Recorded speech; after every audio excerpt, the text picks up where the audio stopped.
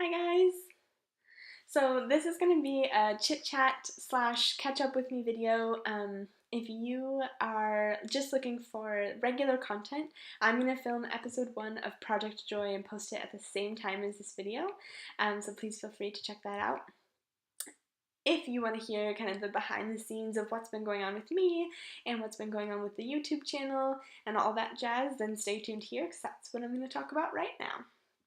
So, some of you might have noticed that I introed Project Joy and I was really excited about it, and then I stopped filming YouTube videos, I stopped posting anything, and I think that was a few months ago. So basically what happened was I moved again, which I know I move a lot, but so I moved and then I just fell off of my filming schedule, so it wasn't kind of built into my kind of regular weekly routine.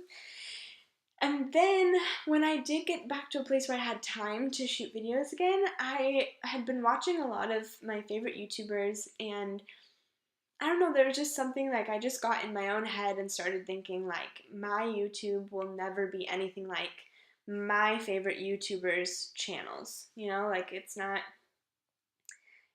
produced enough, or the content isn't like regular enough, or I'm not funny enough, or I just fell into that trap of comparison where I just felt like I wasn't good enough to be doing this because I would never be the same as those other people that were doing it, which when I say that out loud it sounds really silly, but it made a lot of sense in my head, and I'm sure that everyone can relate to having that moment where you want to do something and then you look at one of your idols or your inspiration behind doing something, and when you compare yourself to them you just think like, gosh, I could never do this. Like, imagine going out and trying to ski for the first time ever and then thinking about like your favorite Olympic mogul skier and thinking like, oh gosh, I'll never be as good as them. It's like, that's so defeating, and I don't know why I did that to myself. I guess it's just kind of a natural human instinct, but that was basically what happened. Was I just fell into the trap of comparison, and then I also just kind of fell into this pattern of like I wasn't taking a lot of time to really like take care of myself in terms of like following my own self-care and self-love. And so then it felt kind of hypocritical to sit down and talk about self-love and self-care on YouTube when I wasn't following those practices. So I just didn't film for a while, and basically what turned that around was um, I've been doing this creative project for my mom. She recently opened a new location for her business, which is super exciting, and I've been helping her with some of her social media and also her website, and it was really rewarding to do that from like a creative standpoint. But then there was something that kind of felt like off about it, and I finally realized that it was because I didn't have a creative project that I was doing just for me anymore, and I really was missing that in my life. And so then I came back to the whole idea of like, well, I can't shoot a YouTube video because I haven't been good about my own self-love and my own self-care. And so then there was the little voice in my head that was like, well, maybe you should get better at those things.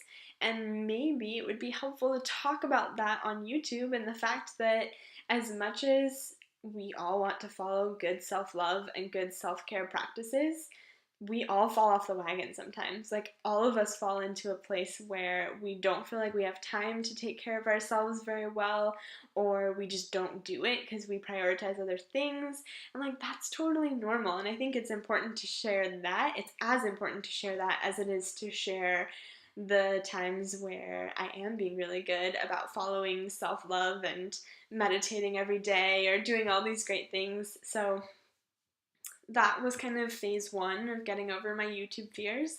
And then phase 2 was I just started thinking about, like, Elizabeth Gilbert talks a lot about fear in her book Big Magic, and how it's often an obstacle to creativity and creative projects.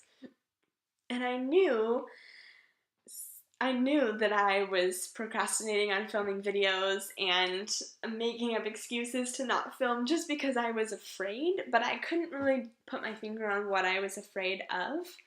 And then I think it finally got to the point where I realized that I felt like I was between a hard choice and a more difficult choice, of that basically either needed to accept the fact that I was never going to be the same as the other YouTubers that I love and follow.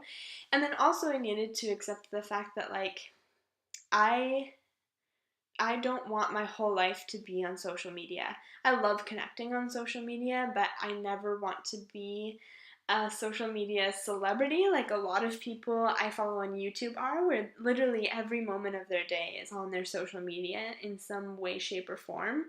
I just don't I don't want that lifestyle. And I think a piece of me was afraid that I would even find the success that I saw in their channels, and that I would feel like I was obligated to share like every piece of my life on social media.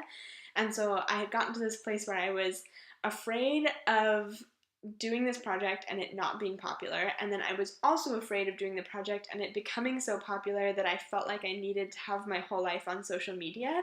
So either way, I didn't want to do it.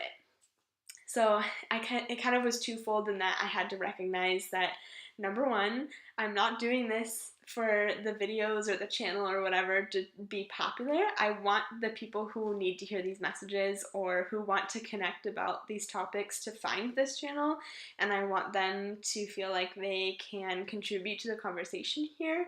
That's definitely what I want, but I don't feel like I need to compare my channel to other people's anymore, because at the heart of this, like, I'm doing this for me too. So even if there are people out there in the world that don't like this content or they don't relate to it or whatever it is, like, that's okay, because I just enjoy making it. And sometimes you just have to enjoy the joy that comes from the journey, right? So that's my little story and my confession of creative fear. And this is me trying to be brave and just get over it and come on YouTube and do something that I love. I will add a secondary note of I really love to write, and I've always been a big writer, but it's hard for me to share my written content because I'm very, very critical of my writing. And so there's something about YouTube that's kind of magical because it makes me get out of my head, because I can't go back and edit like every single word and every single like punctuation that I use when I'm just talking on YouTube. So I think is a good practice for me because it makes me just kind of have like this flow of thoughts that I share, and then it's just shared and it's just done with. I can't go back and edit it all. So that's some more about me and my creative journey, and I think the rest of this would just be me rambling on about the same things, so I'm gonna sign off. But I hope you guys all tune back in for episode 2 of Project Joy next week. I'm gonna make a really big effort to set aside time for myself and my creativity to film that video this week, and I think it's gonna be a fun one. And if you haven't already, please check out episode 1 of Project Joy. I'd love to hear your guys' thoughts. It's all about self-love and self-care and how we define those things right now in society, and also how I define them for myself. So I'd love to hear your guys' thoughts on that. So yeah, thanks for joining me, and I'll see you next time.